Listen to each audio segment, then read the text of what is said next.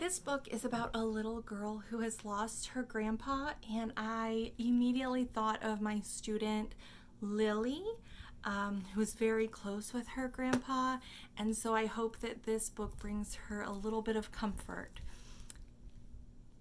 Grandpa's Stories by Joseph Coelho and Alison Colpoys. And this has also been titled as If All the World. Or If All the World Were, sorry. Grandpa's Stories. It's spring. I take long walks with my grandpa. I hold his giant hand. He says, "You're too old to hold hands." We explore, hand in hand, the budding springtime. If all the world were springtime, I would replant my grandpa's birthdays so that he would never get old. Aren't those colors beautiful? It's summer. Grandpa buys me a racing track. It's secondhand with missing bits. We fix what we can together. We use our hands to zoom the cars up and down, up, and fire them off into deep space. If all the world were deep space, I'd orbit my grandpa like the moon, and our laughs would be shooting stars. It's autumn.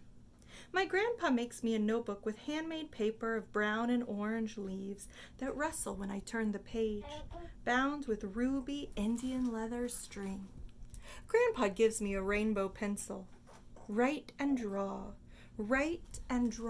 all your dreams.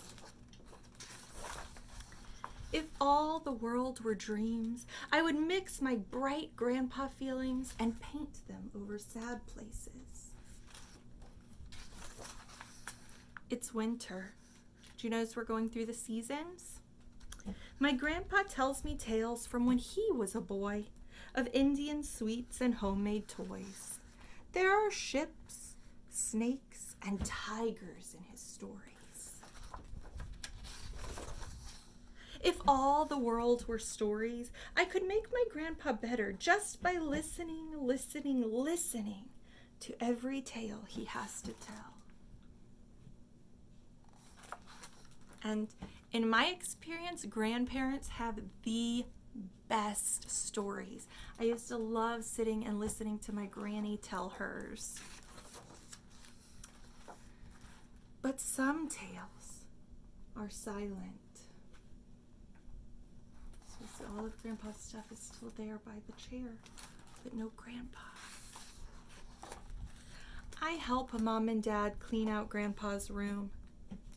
I find dried blue flowers between book pages, a yellow toy racing car glued to a piece of track, a length of ruby Indian leather string, a ball of silver foil from every sweet he ever ate, and an open pack of rainbow pencils, a kaleidoscope of memories. Those were little bits of every experience that she had, that she shared with her grandpa. If all the world were memories, the past would be rooms I could visit, and in each room would be my grandpa. Bless you. On Grandpa's chair is a new notebook, newly made with spring petal paper, newly bound with a length of Indian leather string. My name is written on the front. It's new and empty and was made by my grandpa. So I write and draw and write and draw and write all my grandpa memories inside. If you have lost a loved one, writing and drawing your memories might help you feel better. I write and draw lots of different worlds, and all of them have my grandpa. Smiling and laughing.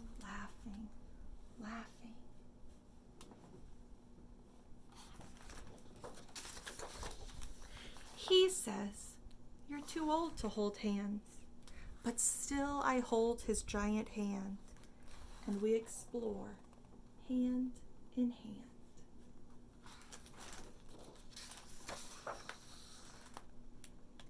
And there she is, writing and drawing all of her memories. It can be really hard when people that we love leave us, but they do live forever in our heart and in the stories that we share about them. And the more you can share your memories, the closer you'll feel.